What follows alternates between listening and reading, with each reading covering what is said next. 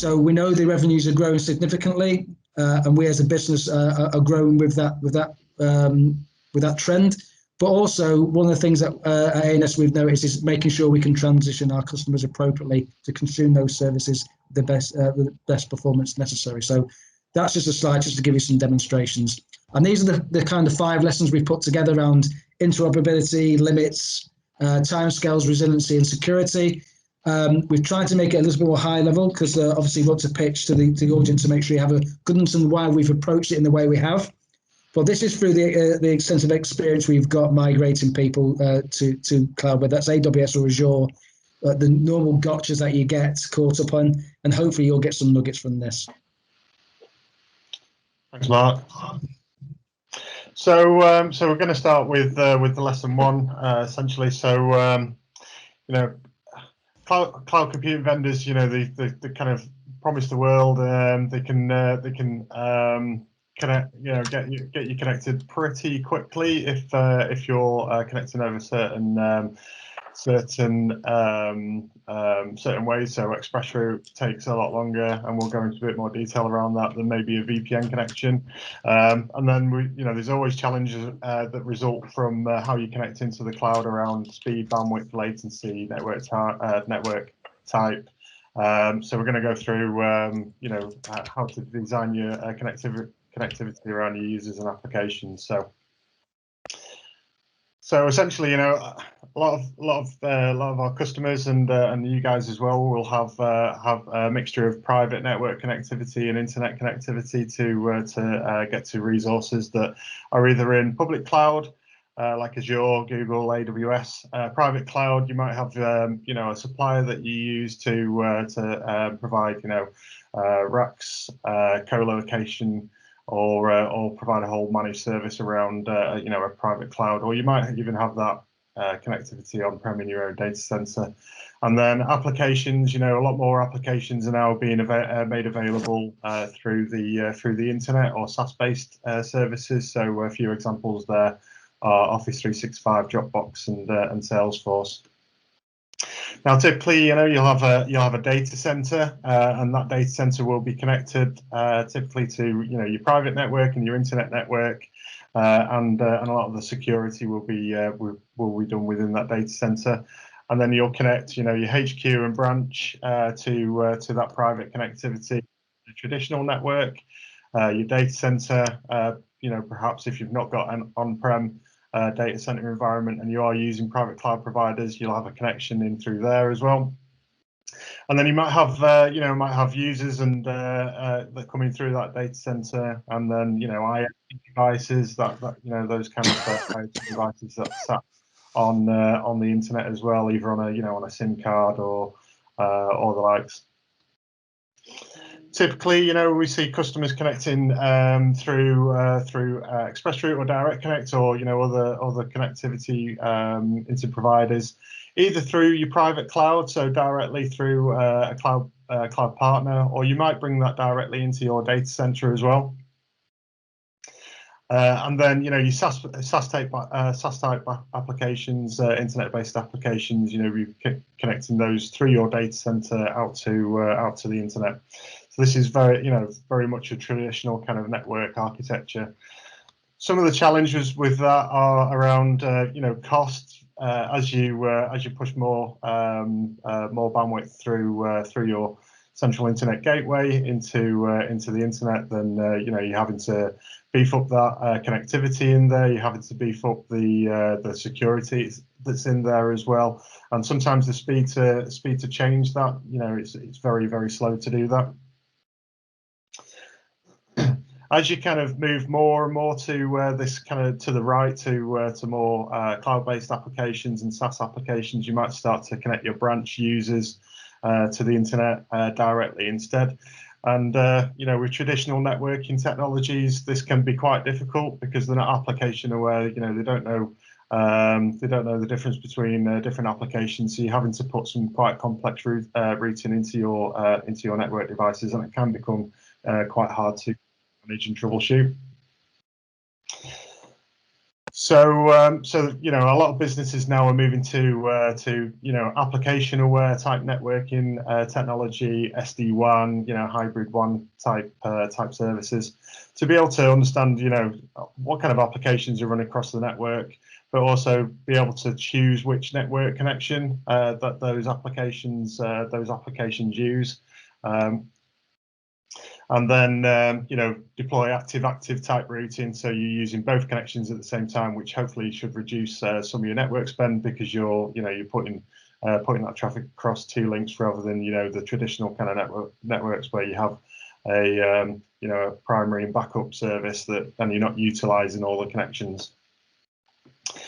SD-WAN, you know, gives you that same central orchestration, and some of the cloud service providers now are bringing in the capability to build, you know, virtual WAN gateways and transit gateways within their management platform. So there's a few of them out there at the moment, and you know, that's going to only increase over the next 12 months. And then, you know, because that management console sits centrally, you know, you can manage all the flows, all the traffic, and also all the security as well. So you know, SD-WAN is typically very security aware, and has got a lot of great tools that give you that insight and capability to be able to manage that traffic and security as well. So you know, as you move away from your data center and maybe go to data center type 0 approach, then you might have you know, a requirement to connect all your services over the internet and into the cloud providers directly. There are some challenges around this. You know, we see, you know, cost challenges for VPN because you know, VPN is ultimately a lot more expensive to connect into the cloud service providers than an express route or transit gateway, you know, depending on what kind of traffic you're pushing up through there. So you know, we do see some customers still kind of doing that hybrid approach where they've got HQ and branch sites still connected through a private network and into cloud service providers using, you know, express route direct connect. And then the cloud service providers are providing more services that kind of meet those customer requirements around transit gateway and virtual WAN, which is essentially a transitive networking technology that sits in the cloud, and then you can connect all your connectivity users, branch, HQ, and data center through there. For our public sector customers as well, so we have a good relationship with a partner of ours called Cloud Gateway. And essentially, Cloud Gateway are you know, they provide a PaaS type service. So that service comes with Enterprise Connect, where you can connect you know, an existing network that doesn't necessarily have to be with ANS, or we can connect into that Enterprise Connect service. There's the Security Enforcement Core, which is starts out a very simple layer 3-4 firewall, but then you can add on, you know, services like URL filtering, UTM, you know, DNS inspection. So there's a whole raft of services that they provide around there. And then Cloud Connect, so they can connect into the you know, the Microsofts, the Googles, the AWSs of this world, but also connect you into PSN and Health and Social Care Network as well. So you know, we found that relationship very good because they've got, you know, the skills and capability to be able to support us for public sector customers. So a quick point on that as well is, you can see there the design point there is design, and design is quite pivotal. So we're looking at hybrid design with different layers of infrastructure that needs to be placed to support this type of model and this adoption to cloud. So security has got to be basically extended down to the edge. And we've got to look at software-defined services. So software-defined, we are software-defined by default, only because this lends itself to what we do in cloud. So cloud is pretty much software-defined networking, software-defined WAN, and software-defined branch are where we look at. So we can deliver policy and we can deliver security centrally. So it's more optimal for me to do that. And we have the tool in there to also make sure that the network is optimized to deliver application performance, whether that's sat in SaaS or whether that's sat in a public cloud. So it's sat in IaaS in either Azure, AWS or Google. So that's the type of stuff. That's really, that design is pivotal, making sure you have a target architecture that supports people's journeys to these type of topologies. So that's my point on that. Thanks, David. Thanks, Mark.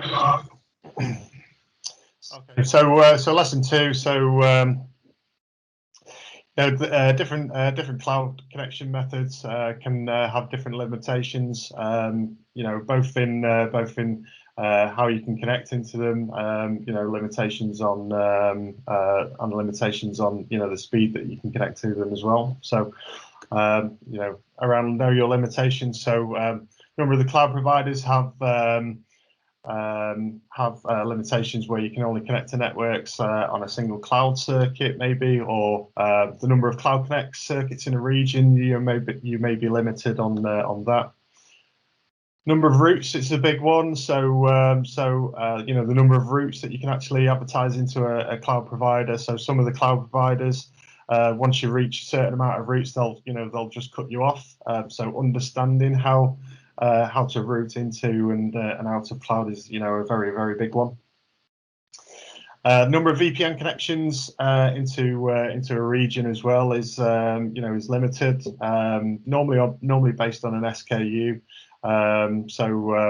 You need to build the correct SKU in that cloud environment to be able to build those VPN connections, and also the cloud connections as well. Your express route and direct connects. There are throughput limitations as well. So there's an example here of AWS where the virtual gateway is only 1.25 gigabits. So if you're trying to push a lot of traffic into the cloud and you're using a VPN service, then there's limitations around that. But there's also ways around that as well. And we've got some experience of how to increase that capability. And then, on the last slide, I kind of touched on Transit Gateway and Azure Virtual WAN, but traditional kind of direct connect gateways, they're not transitive, so you can't transit between VNets, you can't transit between between regions, etc. So there's some really big limitations there, which the cloud providers are starting to address and give additional services that give that capability. So when we start to talk about the services in cloud and how important connectivity is these I've just highlighted to AWS and Azure is the number of services. This is network and security services that reside in cloud, and these are just the networking and security services that are evident. So these are all services that you can enable or spin up in these clouds to deliver your services through your applications. So as you can see, there's a plethora of different applications that can be stood up, and they're just security and networking related. On top of that, you've got all the PaaS services. So you're looking at databases, you're looking at machine learning, you've got to look at logic apps, all that type of stuff is sat on top of this architecture. So be able to design this appropriately to support those applications that are cloud native is extremely important. I think David mentioned to me this week that I think AWS has over 2,000 application services in its cloud for customers to be able to consume. So you can see how important now is ensuring that not only security is important to you, but also the infrastructure and the connectivity back into your on-prem and to your users is appropriate to consume those services. So that's what this slide's all about. So it gives you a kind of an idea about what services are available there to be able to connect to. Thanks, David. Thanks, Mark. So just a couple of slides just to kind of reiterate some of the considerations. So there's limitations on all cloud providers. Just how you deal with them is very, very important. And we can we've got the experience, and we can talk you through how some of those limitations may be overcome, or what those limitations are. So those are a big list of Azure considerations just for connectivity. And then AWS is very much the same as well. So understanding those limitations, building those into considerations when you're delivering cloud is very important. And just to on top of that, these are limitations, but just to be clear that the way that cloud is moving and at the pace it's moving is that these limitations are being reduced all the time, and new services are being brought on. And that's the beauty of going into cloud and using the cloud native constructs, is that it is the pace at which these services are either improved or are they either being retired and replaced by better services? So you have a copy of these slides afterwards, so you can go through these, but you can probably find that next week there may be 2 or 3 of them that actually those limitations are removed. But that's how quick and that's the pace at what cloud's moving at. So it's just a couple of considerations you need to do when you're designing your infrastructure for cloud. Thanks, Mark. Lesson 3 then. You know, scaling up and scaling out quickly for networks. You know, traditional networks don't scale up and out quickly at all. I'm sure a lot of people on the call have experience of that. But you know, cloud providers are built to scale and you know, scale up and scale out very, very quickly. So you really need to understand the timescales of you know, how you're going to connect into those cloud providers as part of your planning stage. So with regards to connectivity, you know, this is one of our stats really. You know, 78% of cloud migration stall due to connectivity, and we talk to many customers who are already moving to cloud, or you know, have plans to move to cloud, and they haven't really considered how they're going to connect, you know, and how long it's going to take to get there either. So you know, there's different connectivity methods, different times to deploy. So you know, typically a data center into a network and into cloud service providers. If you're doing a VPN connection, you know, it's relatively simple. If you've got a firewall on your data center, then you can connect to VPN. You know, it take a couple of hours maybe to do that, or even less, depending on the complexities of connecting that VPN in. If you've got a network provider that provides you know, a cloud connectivity through a cloud exchange partner, you can provide hosted connections through them, and typically, you know, that takes, you know, a couple of days to maybe a couple of weeks to provide. As you move on up and, you know, as your speeds increase, then you may want to start providing dedicated connections into your data center. So some of the cloud service providers, or the hosted providers, you know, they're still only able to provide gigs. Some have moved to 10 gig, and you're able to provide, you know, multiple 10 gig circuits into cloud providers. But you know, typically, if you're providing dedicated connectivity, and it can take months because you know, you're having to provide circuits into your data center as part of that provision. So, you know, considerations there is, you know, some of the hosted connection providers, like I said, you know, they're not providing 10 gig yet. Some are, and you can find the information on which providers are providing that in the cloud service providers. And a quick one as well, David. The reason we selected the partners that we have selected is down to pace. And the pace that are demanding on our customers. So they want to. We partner with Cloud Gateway from a public sector perspective, because the struggle in that particular sector is immense with regards to connectivity.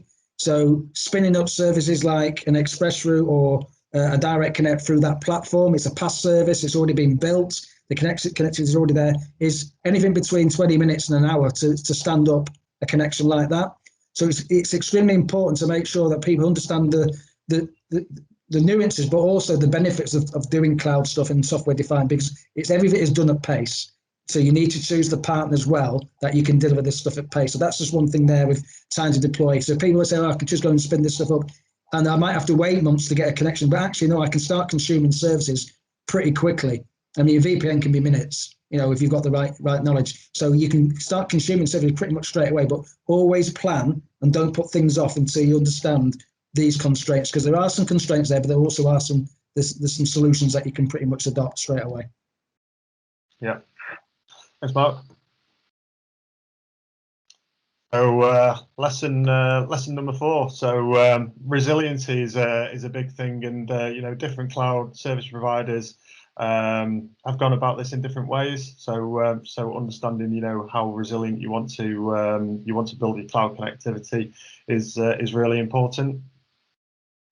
So so a couple of examples here. So the top set of boxes is Azure, and then the bottom set of boxes is AWS. So we'll start with the Azure example. So when you buy an express route off Azure, it comes with 2 circuits, 2 logical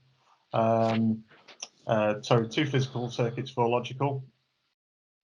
Those are typically provided by network providers into dual POPs. We certainly provide into 2 points of presence in the network. We have come across examples in the past where the network provider is only providing those 2 connections into a single POP, so that it immediately becomes a bit of a problem when that POP fails and takes down your cloud service.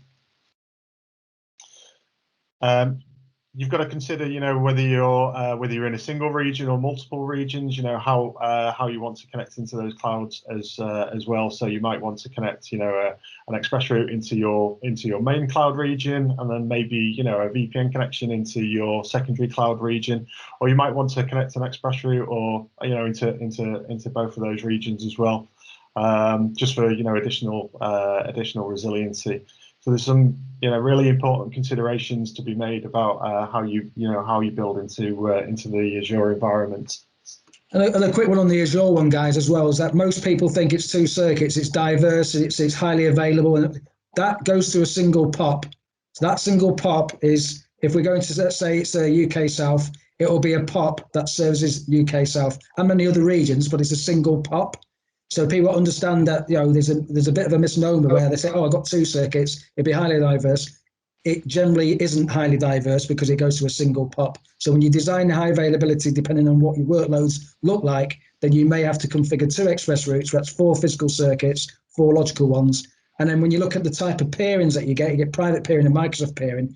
You may also have other opportunities to do some private endpoints, in that you can connect into some of the PaaS services through the global network without having to use the complicated Microsoft peering that you may have to put in place. So there's considerations around that design as well. So just to make that clear. Yeah, thanks, Mark. And then I was just saying on the first set of slides around connecting to multiple different clouds. We recommend going forward. A lot of customers use Azure Virtual WAN just because of its transitive capability. So typically in your old traditional kind of Azure environment, you'd have to do VPC peering, VNet peering between the environments. It doesn't transit. A lot of customers start to see some challenges when they're trying to connect multiple resources to on-prem, just because it's the traditional way of connecting in is there's no transit capability there. So virtual WAN's basically a router that sits at the edge of the network, and you can come in and out, transit in through a point-to-site connection or a site-to-site connection, and then back down your express route or into your VNet. So we recommend really thinking about that virtual WAN solution for any customers moving forward. With regards to AWS, it's very similar, but with an AWS you only get 1 connection, so that connection out your DC will go to 1 POP. So there's not as much resiliency built in it maybe as an Azure Express route, but then the same considerations still need to be made. Do you want to provide that into 2 regions? Do you want to provide that into 2 POPs within the UK? So you might need to build 2 circuits, and then more circuits equals more resiliency. Then backup as well. If you're in two different regions, you might want to back up over a VPN gateway. So there's a lot of considerations to be made about how you build your resiliency into your cloud environment. And then very similar to Azure, the AWS guys have Transit Gateway, which again is a transitive solution. So you can connect all your VPCs and direct connect VPN gateways in there, and it's basically a router that sits at the edge of the AWS environment where you're able to transit between all your connections. So some important considerations there with regards to resiliency. Top tip from us: there are resiliency toolkits available from most of the cloud providers. So if you wanted to run through those, and that'll give you some really good information and insightful information about how to build resiliency connectivity to your clouds. And then lesson 5 is around security. You know, a big thing with a lot of organisations and CIOs that we talk to, you know, is around security. It's one of the leading things that, you know, Gartner talk about to their customers and also to us as a service provider. Misconfigurations are a big reason why you know there's a lot of breaches in cloud. So it's understanding, you know, what we can do with regards to connectivity and how you can build you know, insightful information, you know, insightful kind of analytics and things like that in your cloud environments. So there's kind of lots of tools available. So so basic tools that the cloud providers kind of give you are equivalent to layer 4 firewalls. So network security gateways, access control lists, and security groups. Very, very kind of simple. You know, can I connect in? Can I connect out? Doesn't really do any. They don't really do any kind of inspection. So you know, getting on top of them is really important. Intermediate kind of services include firewall solutions. So if you talk to us maybe 12 to 18 months ago, then you know, we'd probably say that the cloud providers' firewall solutions weren't that fantastic. They were very much similar to the basic tooling layer 4 firewalls that didn't provide a lot of kind of insightful information into your connectivity or security, and didn't do a lot of inspection.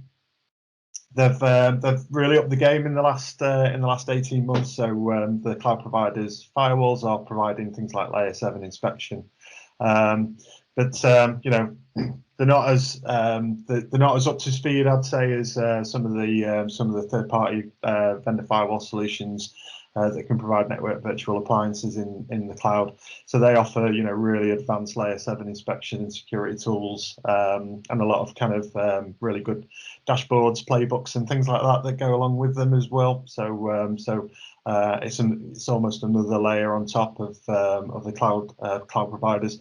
Not that the cloud providers won't catch up. You know, there's a lot of programs in place with Microsoft Azure, Google to you know, bring those layer 7 firewalls they provide up to speed with third parties. Yeah, and there's also, David, a whole raft of different solutions that sit on top, because security obviously needs to be embedded in every tier from the user through to the application. So there's WAF services, there's DDoS, you know, there's threat protection. There's all those services that are being done, and they're being developed all the time. You've now got obviously cloud-based SIEM that can start to manage all the telemetry from different third parties, including the cloud native services as well. So a big area, as most people on the call will realise. We only touched on a few bits and bats on this particular slide here in the interest of time. So yeah, and obviously some of the services that they run are at the bottom there for Azure and AWS. Yeah, perfect. So you know, with ANS, you know, how would you get started? How would you engage with ANS to help you out? If you know, help you with planning your cloud migrations or delivering cloud services. So you know, first of all, we've got some top tips. So plan your design, plan your migration. You know, timescales is really important. How you connect into your cloud environments and on-prem as well. You know, we are SD-WAN first. We consider SD-WAN above you know, a traditional networking solution, and that's really based on, you know, where your applications reside at the moment. So you know, as I said at the beginning of the deck, you know, a lot more services are being built as SaaS and available through the internet. So plan your migration. Design your service to have resiliency built in, and as much resiliency as you require for that particular application. So some applications, you know, you can get away with providing maybe a VPN connection or VPN, you know, as a backup service. Consider whether you you know, if you're in multiple regions, whether you need to be doing transitive routing across multiple regions to access resources as well. So you know, when I was talking about virtual WAN and transit gateway, you know, really consider using those type of services. And then security as well, you know, big thing. How secure do you need the service to be? You know, can you use the standard kind of layer 4 firewall stuff, or add, you know, all the way up to network virtual appliance to your design. Yeah, and another one on that, David, as well, is that some of the services don't work over, and you have to put in some form of proxies and things like that to get things working. If you want to consume service that might be in a PaaS, you may have to put in some service that don't relate well to on-prem connectivity. So you have to design that and have solutions to do that. So it can become very complicated to do, but obviously there are solutions out there to mitigate that. Yep, definitely. Deployment techniques. So you know, the cloud providers provide a lot of, you know, nifty tools that can support deployment, ARM template, Ansible, PowerShell. Those kind of tools are you know, readily available. We can talk to you about that in more detail. We use you know, we tend to use a lot of ARM templates and PowerShell kind of when we're building our environments. And then you know, ask the question: have you got the, you know, the right skills within the organisation as well to be able to support those deployments? You know, what operations is more around, you know, what your operational priorities are around. You know, how you're going to monitor the operational health, you know, how you're going to deal with responses, you know, how you're going to protect your network against failures and things like that in the future. And then look at what kind of tooling is available from the cloud and WAN providers. So the cloud providers are providing a lot more troubleshooting tooling these days, and visibility tooling that's available as standard through their dashboards. And then, you know, SD-WAN providers, they provide, you know, a whole raft of information on their management dashboards as well.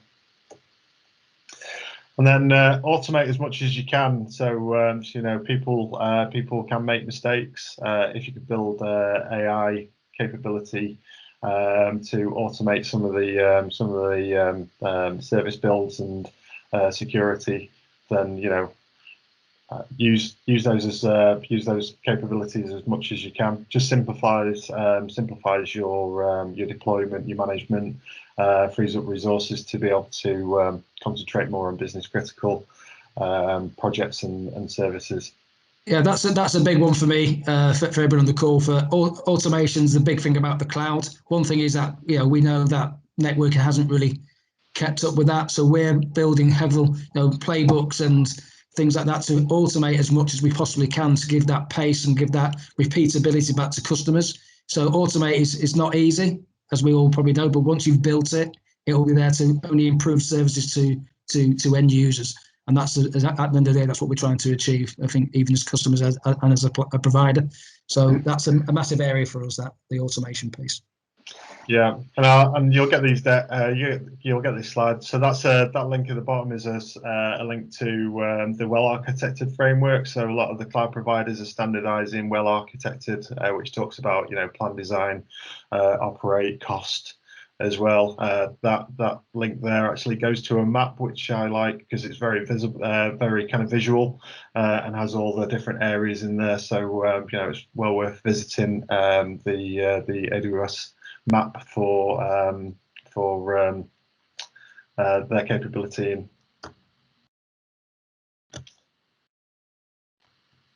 So how ANS can help. So you know, we offer a range of free services. So you know, in the connectivity team, myself and Mark and the team, we do connectivity checks. So you know, we can look at whether your cloud connectivity is in the right place, whether your network connectivity is in the right place through the connectivity check. So we look at applications, we look at security, we look at, you know, how you operate, and can provide some really good insights into your connectivity. We also do cloud check as well. So you know, is your cloud built to the well-architected standards? So we're very proud of recently becoming a well-architected business, and being able to do the consultancy around well-architected framework with regards to cloud providers. And then we do cloud transformation insights as well. So how do you unify customer data across all the platforms using things like Dynamics 365 and other tooling as well. So as I said, free of charge services. So we'll do the work up front for you and be able to give you some really good insights and advice about maybe how you can change your connectivity or cloud connectivity or cloud environment to be more cost effective and efficient. And then I think we're just about over on time, but I do appreciate everybody hanging around. If you want to contact us, then we're available on LinkedIn or email over any requests for information around the connectivity check, cloud check, and we're happy to discuss that with you. And then those are available also on our website. Yeah, I think there's also, if you can leave some feedback, guys, on I think there's going to be quite a few more of these where we start to concentrate and delve into different concentration areas where we can provide a bit more detail, because obviously we had pretty much half an hour to go through quite a bit. So I do appreciate everybody's attention for staying on. If you've got any questions, obviously submit them into the chat. They'll be picked up and we'll follow up afterwards. You'll get a copy of the slides as well. So hopefully when you've got any questions at all, as David rightly says, there's our contact details. We're here to help you as much as we possibly can. So again, thanks everybody for your time. Have a great rest of the day and speak to you soon.